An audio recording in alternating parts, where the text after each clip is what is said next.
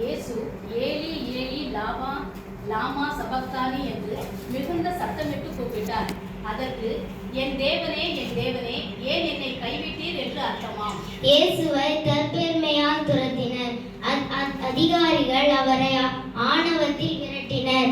அப்பொழுது இந்த வார்த்தைகளை கூறுகிறார்: தாவீது நீதிமான் கைவிடப்பட்டதை நான் காணவில்லை என்கிறார். ஆனால் இயேசு என்ற நீதிமான் கதறுகிறதை பார்க்கிறோம். இது இயேசு அடிக்கப்படுவதற்கு 1000 ஆண்டுகளுக்கு முன் தாவீது பரிசுத்த ஆவியினால் நிறைந்து சங்கீதம் 22 எழுதினார். இந்த சங்கீதம் இயேசுவின் சிலுவை காட்சிகளை கூறுவதாக உள்ளது. சங்கீதம் 22:1 வாசிக்கணும். அப்பொழுது இல்லை, சங்கீதம் 22:1. என் தேவனே ஏன் என்னை கைவிட்டீர்?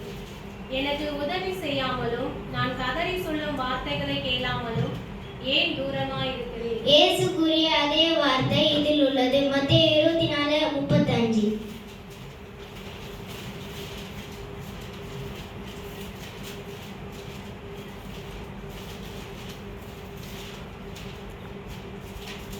வானமும் பூமியும் ஒளிந்து போம், என் வார்த்தைகளோ ஒளிந்து போவதில்லை என்று கூறியது போல பழைய ஏற்பாட்டில் கூறிய தீர்க்க தரிசனங்கள் நிறைவேறியது.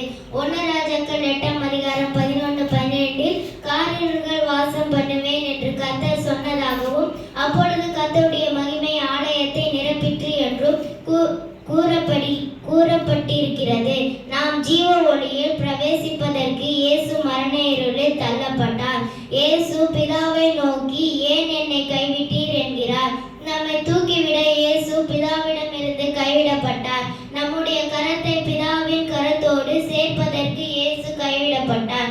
தாவீது பயத்தில் கர்த்தரிடம் முதிர்ந்த வயதில் தன்னை தள்ளிவிடாமலும் இருக்க வேண்டியதை பார்க்கிறோம். சங்கீதம் 71:18 அந்த சந்ததிக்கு கர்த்தருடைய வல்லமையும் பராக்கிரமத்தையும் கர்த்தருடைய வல்லமை அறிவிக்கும் வரை கைவிட வேண்டாம் என்றும் பிதாவிடம் வேண்டினார். சங்கீதம் 9:10 கூறியது போல கர்த்தர் தம்மை தேடுகிறவர்களை ஒருபோதும் கைவிட மாட்டார். கைவிடப்படுதல் என்றால் என்ன என்ற அனுபவத்தை புரிந்து கொள்வதற்காகவும் அவ்வாறு இருப்பவர்களுக்கு ஆறுதல் செய்யும்படியாகவும் இயேசு பிதாவால் கைவிடப்பட்டார்.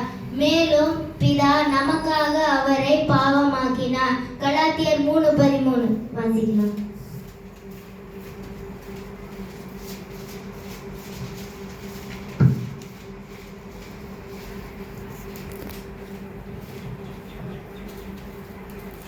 கலாத்தியர் 13:13.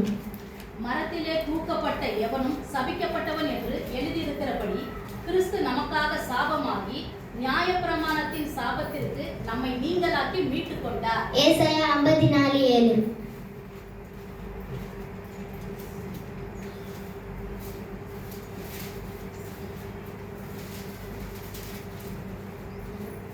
இமைப்பொழுது உன்னை கைவிட்டேன், ஆனாலும் உருக்கமான இரக்கங்களால் உன்னை சேர்த்துக் கொள்வேன். ஏசாயா 59:2.